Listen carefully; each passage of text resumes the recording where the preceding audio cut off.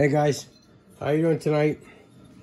It is Friday, probably around just a second, maybe 7:30 p.m.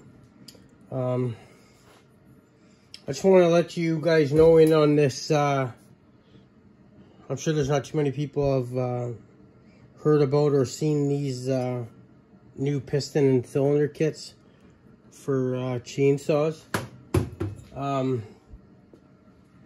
And I mean, like, so this is a highway cylinder and a highway piston, like you know, everybody's heard of them.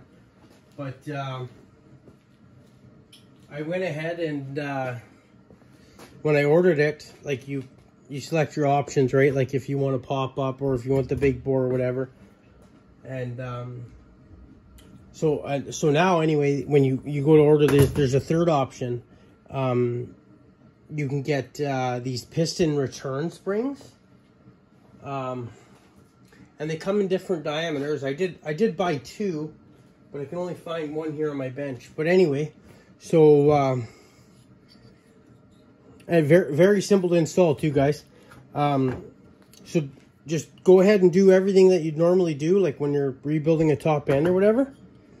So you have your piston, you slide your wrist pin through and mount it to your connecting rod and your crank. Okay, and then you got to slide your jug down, right?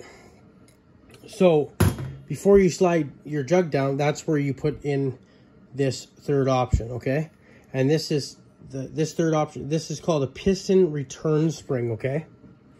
So what it does is you put it on top of your piston like that, or you know, you can set it. Sometimes I put a little bit dab of grease on it and put it into the combustion chamber. I'll show you guys, okay?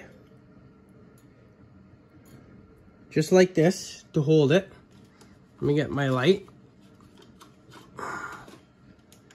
Okay, so you guys see that piston return spring right in the combustion chamber, okay? And not too many people know about this yet. This is like an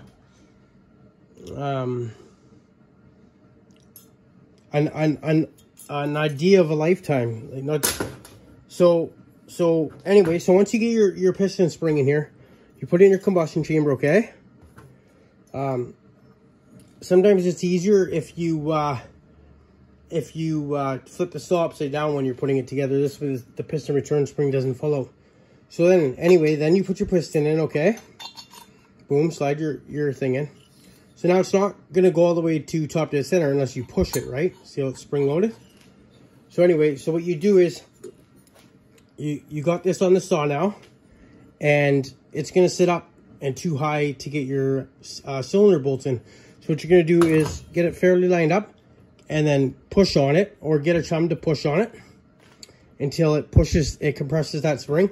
Then you're going to put your 4 cylinder bolts in, okay? So now what that does is that spring in there is now compressed, okay? So, I haven't like dynoed it or anything, but they're claiming on the piston return springs on their website on this model, they're claiming 50 to 70% gains, okay? So, and it's very common sense, like how it works, right? So your piston is getting pushed up, right? Well, it's going to compress that spring. So not only is the combustion going to send that piston back down, like once your spark plug, you know, lights your air fuel mixture, that's where it's going to explode and throw your piston down, which in return rotates your crank, okay? So now it's not just relying on that combustion to push that piston down. That spring's going to help drastically, okay? So and you can get different it's just like valve springs, right? You can get different stiffnesses or weights or whatever, okay? This one here is pretty stiff, okay? So, and like I said, they say on their website, guaranteed gains from 50 to 70%. Okay, so there's two methods to make power: your combustion pushing the piston down, and then this spring. Okay, so it doesn't just rely on the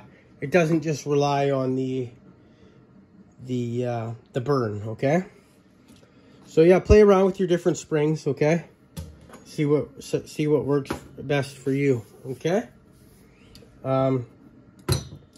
Now the reason I wanted to show you this here, because this isn't a very new technique.